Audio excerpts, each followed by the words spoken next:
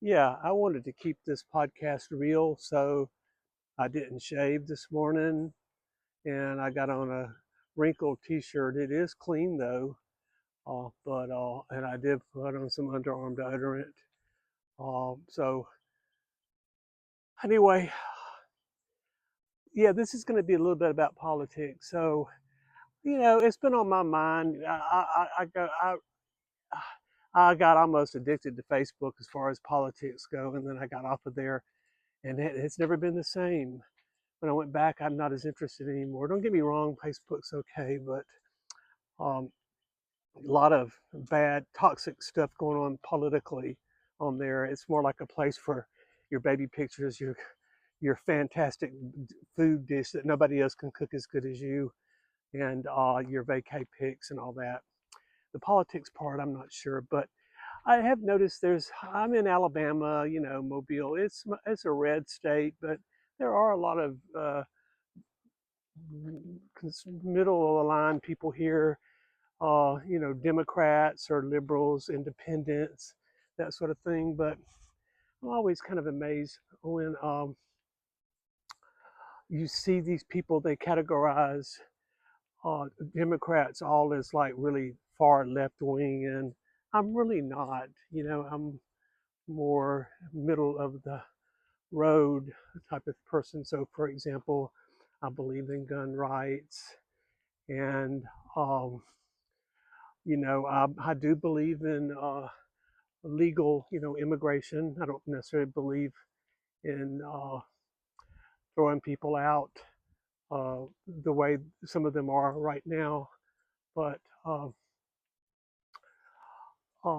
but it's kind of interesting that so many people will categorize Democrats all into one slot, as if we're all far left wing nutcases or something.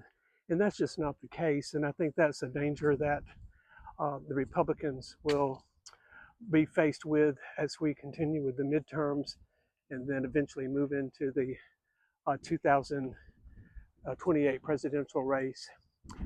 Um, but um, yeah, I kind of resent being put into that category because, and just because I think there should be some kind of gun control doesn't mean I'm against guns. I own guns. I mean, there's a big misreading of Democrats. And to be fair, maybe there's a misreading of Republicans as well. All Republicans didn't vote for the person that's in office right now, and not all Republicans support him. There's that subgroup, the MAGA, as they're called, that maybe continue to support him.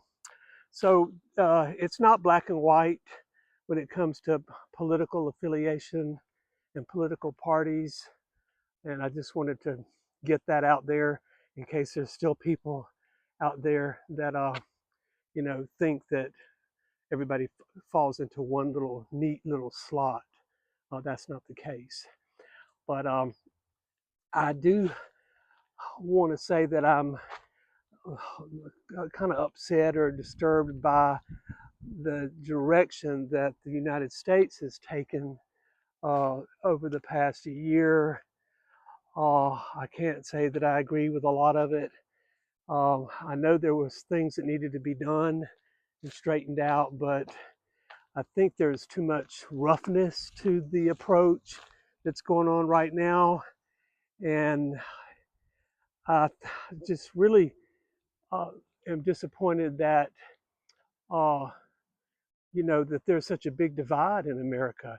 We're almost like 50-50, uh, you know, uh, divided, and it causes conflicts sometimes. And I just wish there was a way that, that we could all get to some sort of agreement and agree to disagree on the things that we do. Um, I do think it's a real big shame that uh, there's still not a real budget that's funding whatever needs to be funded. And I know that each party blames each other. um, and that's par for the course, I guess. But I think we need to get that straightened out, and I think there's a lot here at home that needs attention and needs work. And I'm leery of us going across the world and getting into other people's business, even if the government's really, really bad. I mean, to change that is almost impossible. That's just the way they are. So I do hope that we'll get out of that Iran situation soon, although I don't see it happening real quick. Um, but we need to get that behind us and don't turn it into an Afghanistan or an Iraq. It's bad right now, with that. And how many times have we all heard the Strait of Hormuz? I mean, none of us even knew where it was really before all this stuff happened, and now everybody knows about the Strait of Hormuz.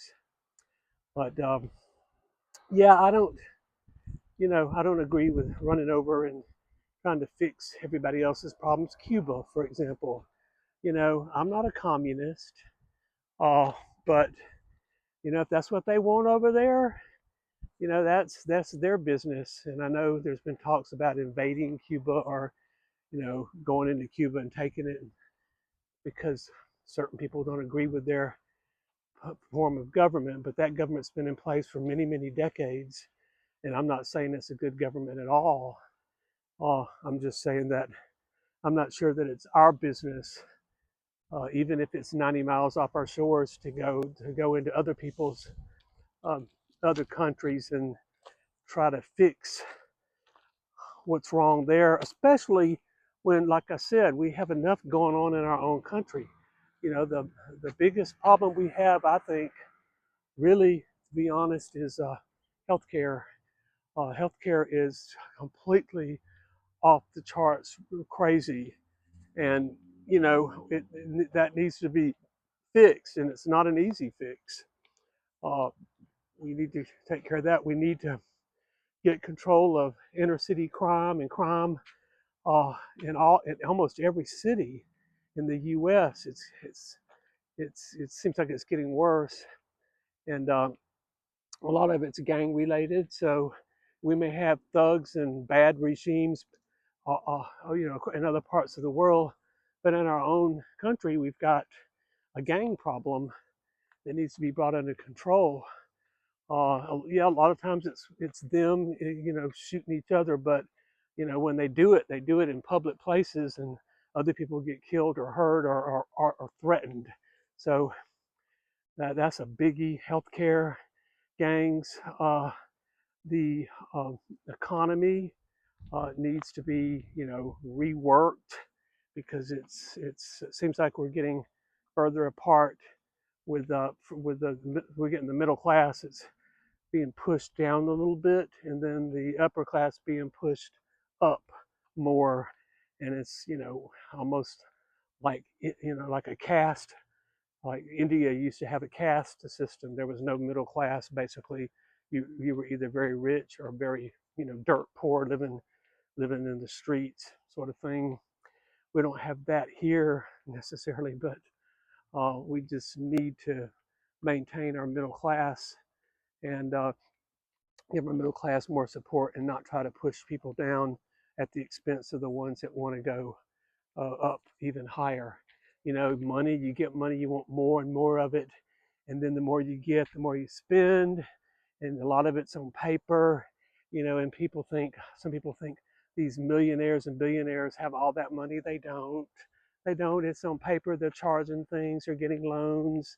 They're getting government money for certain agreements. So, um, but there's a certain amount of greed with some of these people, and it's harming the middle class and, of course, the lower class. But anyway, my main point was really just to dispel that myth. Please don't think that everybody that's a Democrat is like some far left communist wingnut. We're not. There may be some. There are, just like there's extreme right-wing people, real extreme. But there's a lot of Democrats are have conservative nature and are traits, and then they're more liberal when it comes to um, helping other people, hunger, housing, healthcare, and that sort of thing. So, anyway, this is my second podcast under the title Life Walks with Preston, at Flash Documentaries on YouTube and other places soon. I hope that you'll subscribe, and I hope I didn't ramble on too much. I'm trying to get better at this. I've been doing a lot of shorts, YouTube shorts, and I'm just now getting into this longer format. So I should get it more polished as I move along. So please subscribe. Thanks, and have a great day.